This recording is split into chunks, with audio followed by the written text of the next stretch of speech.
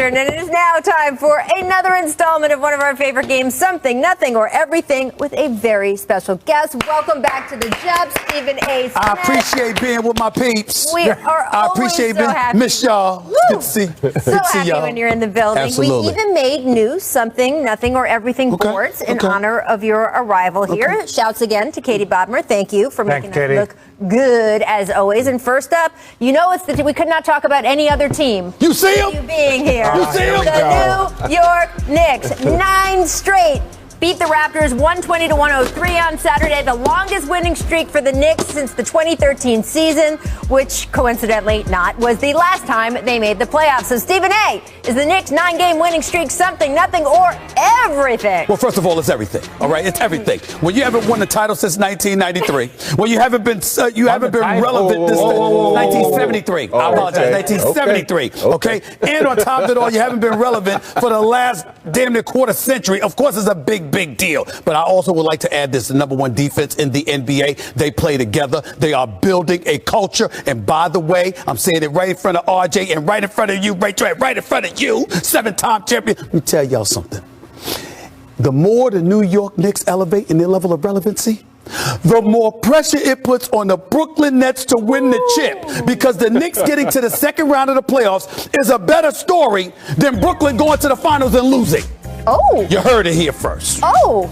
Do you think that's true, Robert? Yeah, he does. You know what, Stephen A., I will agree with you on that. But I'm also going to say this everything. And it's everything because my boy, Julius Randle, is getting MVP chance up in MSG. That's what I'm talking about. Julius Randle is taking his game to another level. You know, when you look around this league and you talk about players that have improved, to me, this guy has stepped up tremendously. To me, he gets my vote. If I had a vote, the most improved player. Yes, if you look what B.I. did last year, who got it, he's doing exactly what Brandon Ingram did. So if he doesn't get it, it'll be a travesty. This is Richard? This is just Resident News. This is tragic. Give it up. This is tragic. Give it up. Look, I'm going because they don't want to hear positive things from me. But I'm going to still say positive things. I am so glad that they have done the things, and I truly believe. It starts with Dolan, then it went to the front office, and then they brought in a coach that was going to run things. It wasn't going to take any mess from people up top. Mm-hmm. He wasn't going to he was going to hold his ground. He was going to bring in the type of players that he wanted. And then you get a guy like Julius Randle that just has one of the, he's all NBA this year. He's an all NBA player, in my opinion. I said this a couple of weeks ago when they won 5 or 6 games and it looks like they were going to be the playoffs. This is before they went on a 9-game winning streak. So I think, look, all the credit deserves a Knicks. Right now, you get the credit and you deserve it, but the job's not done. Keep pushing. Keep pushing. But by the way, do you realize that Julius Randle's 3-year-old son is a better story than most people in the NBA right now? Just watch He's hilarious. Because he's hilarious. He's hilarious. He's crying, talking about he hates the Nets. Another week he's smiling and blowing kisses. I mean, Julius Randle's son is this dude is a headline, okay? The Knicks lost? All right. And by the way, I do have a vote. He is the most improved player. I want to say that, number one. And number two, he is a legitimate MVP candidate because they have come out of nowhere.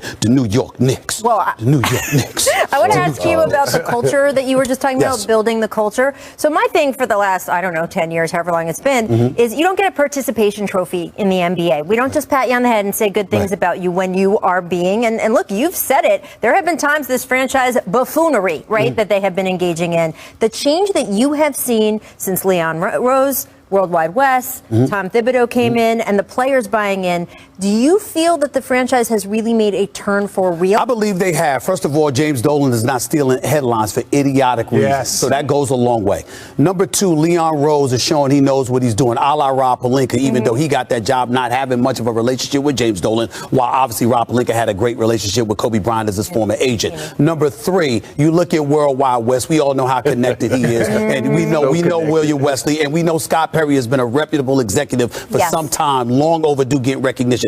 But Tom Thibodeau, being the fixture that he is, being a guy that mandates a level of discipline and structure and is about team play, you can't say enough. I'm willing to go so far as this. I think the culture with the New York Knicks at this moment in time is better than the culture at the Brooklyn Nets. I'm not talking about Sean Marks because he's done a sensational job. I'm just talking about in terms of, players, guys being injured, guys being out, guys taking personal leave, stuff like that. The New York Knicks is a bunch of no-names that just showed up, grabbed their lunch pail, went to work, and they're winning basketball games. Right now, the culture with the New York Knicks at the moment is better than the culture for the Brooklyn Nets. The Brooklyn Nets just have superior talent, far superior talent. Fighting words, though, which I would not expect anything less from you, friend. I want to move on to Steph Curry because he broke James Harden's record for most three-pointers in a single month. 85 trades, just 13 games. The month isn't even over yet. They've got 2 more games left in April. So, Robert, is Steph's record-setting month something, nothing, or everything, Big Shot? And everything Steph does right now is everything is the best because when you look at Steph's play, he doesn't have his main man, Clay. Draymond is kind of losing a step, and he has to go out there and do it by himself. So this is everything. For him to step up and do what he's doing, to score so many threes at a rate that he's doing. Because think about it. When you have a player like this, you know exactly what he's going to do. He's like, okay, he's going to shoot threes. Yep. You can double team him. But it doesn't help because his handles get him out of every situation he can possibly get in. So this is everything. This guy is, like another MVP candidate right here, and he might be the number one for me. No, look, I think it's something. I wouldn't say it's everything, mainly because when you look at the record that he is about to break or pass James Harden, when you look at that, it's like, this is the way the game is trending. So James Harden, because of him. No, I understand that, but James Harden held the record. James Harden held the record. It's not because we've seen enough three-point records where it's Steph breeding his own record. Right? This was something that it was like James Harden, what he did for a month and what he did over that season was just remarkable. And then Steph was like, hey, give me that record back. I need that back. So I think this is something. I think it would be everything if this was getting them to the number 1 seed or if this was something that was going to vault them to the next level. That's how he won the unanimous MVP. So I think it's something. It's not everything. It's not everything. It's something. Okay. It's not everything because you look at Steph Curry and you see him, the marksmanship, the extraordinary sniper-like tendencies that he has.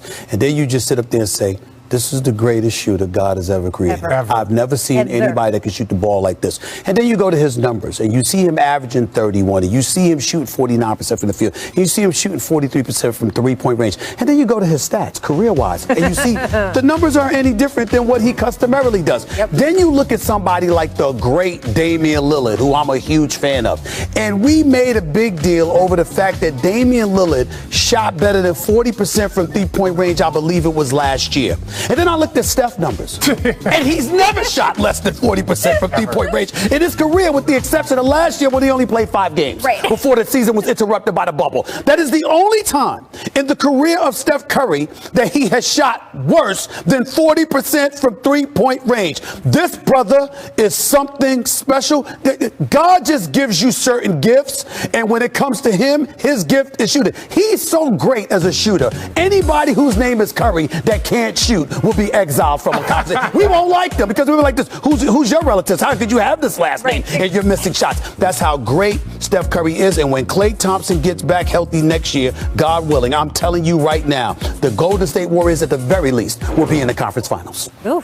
At the very least. You buy that? I don't buy that one, Steve. I love you, dog, but I don't buy that. How? Because he's in the West, big dog. So in the West. Okay, but here's the thing. Also, when a guy comes back from injury, Klay has come back from 2 devastating injuries. It's going to be hard for him to get back to being Klay. I love Klay. He's one of the best defenders in the league. I'm not denying that. Draymond Green is losing step. Wiseman, we don't know what's going to happen out of Wiseman, so they're not going to have the crew. They're going to be I'm only talking about if he's healthy. That's all I'm about. We're going to continue this conversation. Stick with us. Here's what the Jump recommends for one of the best dudes in the game. I was going to say, great guy, one of the best dudes in the game. So I'm glad they paired with him and they can pull this off.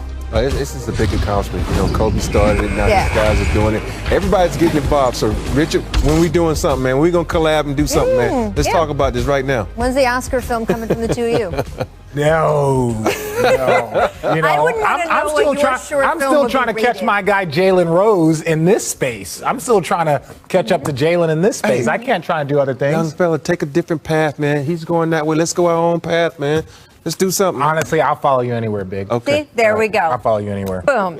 Welcome to The Jump. I'm Rachel Nichols. And, at least for the next hour, we're going to still have them before they go on to their Oscar-winning activities. Yes. 2 NBA champs, Richard Jefferson, Robert Horry. They made a combined 11 trips to the NBA Finals, and most of them were. Most of them were him. But still, very impressive on both counts. Coming up, Stephen A. Smith is stopping by. He's going to tell us whether he thinks the Knicks' 9-game winning streak is something, nothing, or everything. Spoiler alert, it's everything. But first, when we're talking about the big traditional NBA rivalries, Grizzlies-Blazers, it's not exactly Celtics-Lakers, right? Still, there's some bad blood there, just the same. Remember back in 2015 when Portland broke Mike Conley's face? Yeah, it was all blue and black and puffy after that. It was gross. Or you can just forward to last summer in the bubble when the teams matched up in the NBA's first ever play-in game, an affair that turned into an all-out war by the fourth quarter. Remember CJ McCollum's closing kick, scoring over John Morant, and screaming to the 100 or so of us who were in the building that night, quote, "He can't guard me." Well, actually, that's not a direct quote because there was also a significant curse word thrown in there, but to get the point. What did they say? I'm going to leave that to your imagination, Richard Jefferson. Bottom line, there is no love lost between the two teams, which means we've seen plenty of spice as they faced each other twice in the past 3 days. There was Friday's Memphis win, which came down to the final minute, included a little back and forth shove sort of elbow thing between Dame Lillard and Dillon Brooks. Lillard later said this, quote, "I told Dillon Brooks, man, you're going to play physical and play how you're going to play, but don't run up to me and do stuff like that. It's going to go one of two ways, and we don't want it to go in that other direction." Okay, message received. And then there was yesterday's game, which, yeah, John Morant, very good at the basketball, people. Watch this play from the start where he pins the ball guys right up there on the backboard, then speeds down the court. You remember that? Yes. Nasir Little, sorry. No. Oh. And swish for 3. Yeah, everyone saw a piece of that. This was later in the first half. Ooh, he's coming for the top point guard spot. It's like once Chris Paul decides to call it a day, it's going to be Ja. Handles are ridiculous. And then the dunks came. Take a look at this nice one in the third quarter. Ooh. Mr. Dunker there. He just don't care about anybody. No, he don't. He goes at everybody. And then he picks Norm Powell's pocket there. Down the court. My Lord, that rim is like bruised this morning. Doing it. First of all, he did a double pump, and then he also grabbed the ball and hit it on the backboard. If the game was close down the stretch. Memphis did seal it. And afterward, well, this time it was Brooks who did the talking. I don't think they thought that, we were remembering in the bubble. I pulled right back. I talked the whole game. They don't like that. I'm physical. I don't think a lot of guys in the league, see this type of defense. So, I'm bringing it every single night, and I'm trying to rise to the occasion. They don't think we remembered the bubble. Fantastic. That attitude from Dillon is pretty representative of the entire Grizzlies team right now. The swagger, the hustle, the desire to prove themselves in a season that a lot of folks around the league thought Memphis might be better off tanking. After all, they had Jaren Jackson Jr. out most of the year. He's now finally back. Ja missed 8 games with an ankle injury. Jonas Valanciunas missed a chunk of time due to COVID protocols. And yet, here we are, only a few weeks out from the playoffs, and Memphis is sitting at that 8th spot in the Western Conference standings, just hundredths of percentage points back from, Portland, which is fascinating and not what we expected, not after Dame so brilliantly carried that team in the first half of the season. But it's possible the amount of work that took has caught up with the Blazers now. They've lost 5 straight, 9 of their last 11. And while they will have the chance to put some more air between them and Memphis on Wednesday when the two teams face off yet again, it's certainly possible the standings hold on as is at the end of the season. Because yes, gentlemen, if so, it would be Grizzlies Blazers and right back in the West primary play-in game. And from what we've seen so far, it could be a whole lot of fun. No, this rivalry is not the second coming of Larry Bird and Magic Johnson. But as long as no one else breaks their face, I say, bring it on. Apparently you feel the same way. Robert, what about you? How dangerous does Ja Morant make the Grizzlies in a play-in scenario? What are you doing? Oh, do you know what? Question I ask you pretty much every day. Ja is that guy that has no fear. When you talk about no fear, he has no fear. He cares about no one. Think about it. As a rookie, he went at James Harden. He doesn't care. And when you got that kind of no fear, you're going to go out and just play basketball like you want to play, regardless if you're going up against Larry Bird, Magic Johnson, Dame Lillard, James Harden. Any of the greats. So I like the way this guy plays. He plays with the love and the passion that you want every player in this game to play with. Now look. I got to set the table a little bit here for a second. One, when I talk about Chris Paul being like a point guard, I look at him as like, I'm going to run the team. I'm going to do the majority of the assists. I'm going to do that. So all you Steph Curry stands, don't start hitting me with Steph. Look, Steph is he's a hybrid two guard, different type. So as far as setting up his teammates, Dylan Brooks, I love it. Right? I love it. Don't ever change. You're right. But when you're playing him again, you get the MJ. It's great to see guys, It's easy to talk trash when you're up a little bit, when the game's tight. Now, if you want to keep that energy starting the game, and I'm not saying that Dylan Brooks is going to change, but that's what makes it fun to watch. It's like, oh, you say these things in the game, then you say in post game, you guys win, you guys earned it. But now the fun part is that next game. Coming up, that's the game to watch. Because there's certain guys you don't say that to, and Dame Lillard is one of the top 5 guys. You don't say that. And so that's why I have respect for Dylan Brooks. I have respect for Dylan to be like, hey, I said it, I'll say it again, and we play him in 2 days. Yep. Yes. And then we get to the MJ. And it's just true. It's just true to see if that's going to be the case. I'm not saying Dame's going to go for 70. I'm not saying Dylan Brooks is going to shy away. But ultimately, the real game comes this next one. They're just like in the postseason. That's what makes these kind of back-to-back games a little bit more fun. And Damian pointed out after yesterday's game, he said, I'm not a huge trash talker. And that is true, by the way. He just backs it up with his actions. And we've seen the this. So Wednesday's game, and then also if this ends up being the play-in for the West for the 7-8 spot, I think that's going to be awesome. It's really fun to see those teams go at it. Let's move over to Kevin Durant because he returned to the Nets lineup yesterday after missing 3 games with that bruised left thigh. KD came off the bench, which was kind of interesting. 33 points, 6 rebounds, 4 assists, 2 steals in 28 minutes. He shot 12-21 from the field, 7 for 8 from the foul line. After the game, he talked about the motivation for coming off the bench. It's only the 3rd time in his career he's ever done it. Take a listen. Deal with it and adapt to the situation. Coach asked me today if I wanted to start or come off the bench, and I felt like it would be a bigger challenge for me to focus in and lock in if I came off the bench. So I just wanted to see how that worked. And if I would have shot bad, I probably would have been pissed that I came off the bench, but I was able to knock down some shots. And but it was a solid exercise for me to ease back into the swing of things. I think this whole construction is so interesting because as someone who's a sideline reporter for a lot of games, I will ask coaches when guys have a minutes restriction, why don't you shift it more toward the end of the game? Don't you want them on the court at the end when it matters? And Steve Nash has really worked with Kevin a couple times now to come off the bench. Sean Marks, the GM, told me that Steve actually kind of picked that up from watching so much European soccer, that when guys are on a minutes restriction, they play them more toward the end. But some coaches, they're reluctant to do it because they feel like guys have this pregame routine.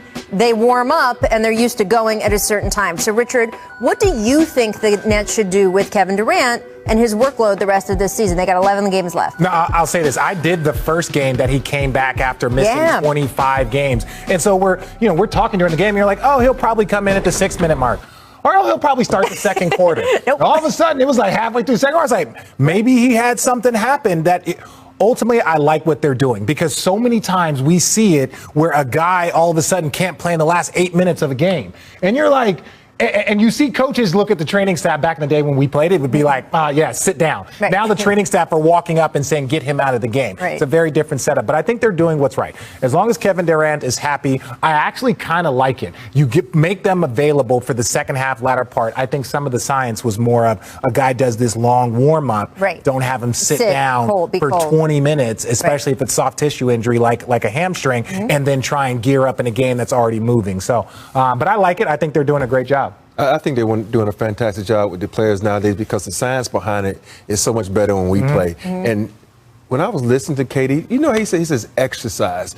I'm like, dude, exercise. He called this an exercise, man. Like, this is light work for him. Light work for Kevin Durant. That's what you have to pick up on. And Kevin Durant is one of these athletes we don't talk about, but he's one of the best players that ever played this game. Ever. And when he steps on the court, he makes it look so effortless and so easy. So when you sit back, we both played the 3 spot. Yeah. It just makes you jealous, man. Like, really, dude? This is exercise to you. It's like you going out there, you scoring 33 off the bench because you wanted to challenge yourself. Okay, next time, do what Kobe Bryant did. Go out and shoot left-handed. Challenge yourself that way. Well, and look, this is what made Steph and Clay and him so dangerous. Is that Kevin Durant could be Steph Curry. He could, if he just wanted to only shoot threes and try and knock down 10 threes multiple times, but he has so many more facets. That's how that's Steph's weapon of choice. That is his best weapon. That's his go-to. Same with Clay. That three-point line is their go-to weapon. Where Kevin Durant, he has the ability to go and finish, go and dunk on you, go and do so many other things. But don't forget, he's 7 feet tall and he can get his shot off over anybody. Yeah, that's what separates him from everybody, because if you look at this today's game, it's 3 or nothing.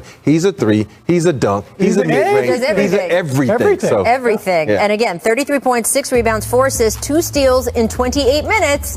Light work, exercise. Made me upset. This one made me upset. Are you Buddy Hield? Why would you? Did you not have cable growing up? Like, did you not have cable? Like, don't let him walk it all the way up. I'm trying to figure out why I don't pick him up at half court. Do you know you have to? Do you know who that meant? No, that's not kind of. That's not that one. I'll accept. That one I'll accept. You were guarding him. He did something. The roll up. The second one though, yeah. The greatest we've ever seen. Yeah, that one's okay. It's the other. The other one. This one right here. That one right here. You don't let him do that. You don't let him pick it up. Period. Period. I've seen guys dive at the basketball just to throw them off. Dive at the basketball. Scare him. Okay, do so something different. Here, you're both right, and it would not have made a difference. I'm sorry. No. True. Steph's gonna Steph, as we have learned. All right, Miss Safety Help. After a made free throw, why am I hearing this music? Takes the inbound. You're about to see it in a minute. Finds his guy with .9 on the clock. Boom, best quarterback in Denver. Rob, how much would you have enjoyed playing with the Joker? I would have loved playing with the Joker. When you have a center that looks for you like that and can find you at that, stay ready. He's like playing with Jason Kidd. I played with Jason Kidd 2 games and thought I was an all-star because I got the rock when I wanted it and where I wanted it. It's true. Played games with Jason Kidd. There's nothing that I could say that's any different. Like he does. Look at that. Right? On the money. But again, that's when people talking about him like seeing the game differently, it moving slower for him than everybody else. It's him, it's Luka, it's Bron, it's Steph. Certain guys just see the game completely different. Plus, I grew up a Bullets fan, Wes Unseld with those long outlets. It's just so much fun to see. It's one of my favorite plays in ball. All right, make Hezzies. Suns Nets early on. Kyrie, again, shouts. Sorry, DeAndre Ayton. Yeah. Right? Are we playing the Caribbean music? Is it a little Barry Belafonte? Is that where we're going? Dancing. Okay. All right, how scary do you think it is for bigs when Kyrie gets them out on an island? And he'll try and do it with his left hand, too. He'll just shoot a floater at the top of the backboard for the left hand. Why? You're on my island now. Because he can. Mm-hmm. Look at this. Look at this. Ooh. Oh. Okay, so the Suns lost. The Suns lost to the Nets. No James Harden. Richard, when you went from playing with Kyrie to playing against Kyrie, was it like, now I got to face? No, my career was over, so it was at that point in time. I mean, you were on an NBA team. Yeah, but I wasn't playing at that point in time. I was done. I only played 1 year and was like, all right, I'm gone. Miss Film Sessions. Let's move on to Bulls Heat. 5-point game under a minute to go. Denzel Valentine calling his own number, and it did not go well. But Rob, you gotta like the confidence, right? Hey, sometimes you got to know who you are and look at around the court and say, yo, dude, you're not taking this shot. And you took it like 15 feet behind the 3. What are you doing, young fella? I understand you're trying to make your mark. You're trying to become a big shot. But hey, do what you do. I like it. Pass it. I like it. Look, you see that statement that he's saying? That's what he would have told Kobe Bryant when he was airballing all those shots. No. Stick with it. You know how I know he didn't tell Kobe Bryant they were on the same team. They were on the same team. They were on the same team. I said they weren't on the same team. I'm saying that's what he would have said to Kobe if he would have been on his team. That was my exact statement. I like it, Valentine. Rough few weeks for the Bulls there, and including in that game. All right, make basketball back to the Bay. Watch Kelly Oubre's free throw distraction tactics, and it worked. Was that like the stanky leg, Richard? What was that? Drop down, get your eagle on. Yeah, it's Kelly Oubre. H-Town finest right there, Kelly Oubre. He know about, trying to do all those distractions, get the eagle on. I'm just gonna. The eagle on is that. Come on, man. You don't know who Nelly is? Drop down and get your eagle on, girl. I know. I just don't. I say a lot of things. I like the Eagles, but you can't say what you really want to say right there, man. Family show. I mean, Next thing you know, he's going to bust it. Just drop it, really drop it. Everyone, again, let's talk about the LA Lakers. Anthony Davis returning to the court for the first time last Thursday after recovering from that calf strain, Achilles tendinosis in his right leg. Now, despite Davis's return, the Mavs swept the Lakers in that little back-to-back series they played. AD played on a minute's restrictions both times, spoke about the difficulty of returning after such a long layoff. Listen to his comments after Saturday's loss. It's a rhythm thing, and not being able to play in 9 weeks, 30 games is tough. It's like you're starting over, with the guys, and just trying to find a connection with these guys again. They're trying to find a connection with me, so it's like we're starting from zero, which is tough, so late in the season. But it's something that we have to figure out. Like I said, with no practice time, I had one practice, so the rhythm comes from the games. All right, so the Lakers have lost 4 of their last 5. They currently sit in 5th place in the West, but they're a game and a half up only on the 6th place Mavericks, who again just 1-2 on them, and then 3 above the 7th-seeded Blazers. Robert, you're with the Lakers night in and night out. How concerned should Lakers fans be right now? I don't think they're that concerned because they're hoping that the Nuggets without Jamal Murray will fall back, but it doesn't look like that's going to happen. So they're still saying, you know what, we got the best player in the game coming back. So you're going to expect LeBron back, and they expect them to get back to being the best team in the West. But if you have to go from a 1 to 5 scale, I'm saying I'm worried about like a 2 because you still have to get that rhythm. You still have to implement AD, not that AD, the other. but Andre Drummond. So it's a lot of things going on with this team. You got to think about it. It's not just the players. It's Vogel, too. Vogel has to figure out a game plan on who to play and how to play them. So you got to be a little bit worried. So I'm gonna rate it a 2. I think the fans are about a 2 because you do have LeBron. No, I think it's about a 2 also. But look, LeBron James will be back. 1 through 10, 1 through 5, 1 through 100. All of them. All of them. Just About a 2. About a 2. Okay. On the scale of 1 through 3, it's probably a 2. Let's be honest. But I say this because LeBron James, it was 6 weeks on Saturday from his injury, and it was 4 to 6 weeks. He posted a video of him running, I think it was this morning, so you can see he's close. So if he's at worst another week, or if he's 5 or 6 days, now all of a sudden that's when the process starts. So if they can start building from 5 days from now, I like their chances. But 6 days. Richard, let me ask you, as someone who has played with LeBron, on one hand, he's an easy guy to play with, right? He'll find you. He does so much on the court. But he is different than playing with almost anyone else, and there are new guys on that team this year. No one cares about that, those Doesn't new matter. guys. Those new guys. No, but really quickly, there was a conversation that was had. Schroeder said, he goes, when Bron gets back, we're going to all talk as a team and really just discuss like our roles and sacrificing. Yeah, just getting to the playoffs. Do you have to know who's going to do what? And Schroeder said that. And Schroeder said that. Tell me tired, you're going to be tired. I don't get tired. James. He turned the other way. Let's go!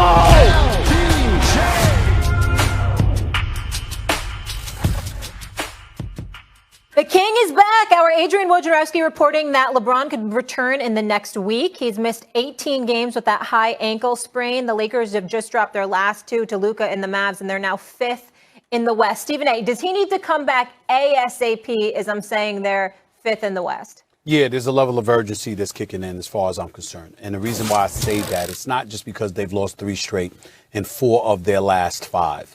I know that he's traveling with the team. He's been on the bench. He's been encouraging guys and all of this other stuff. But you need him because here's the reality of the situation. We can talk about Anthony Davis being healthy and LeBron James needing to be healthy. That's true. But there's such a thing as chemistry and cohesiveness, guys being on the same place, just knowing what each other's going to do instinctually. And I don't think that that's the case right now. And I think that the longer LeBron James is out, the more it's going to affect this team. I think that even if you come back, again, I'm not encouraging him to come back if he's still injured. Please don't get me wrong. I'm not going that extreme. But I'm saying in terms of waiting until you're absolutely, positively, 100%, well, damn it, it might need to be when you at 95. Because time is running out, because the Western Conference is pretty damn tough. And the fact that they've been playing together, Utah, even though Donovan Mitchell's out right now, Utah's been playing together.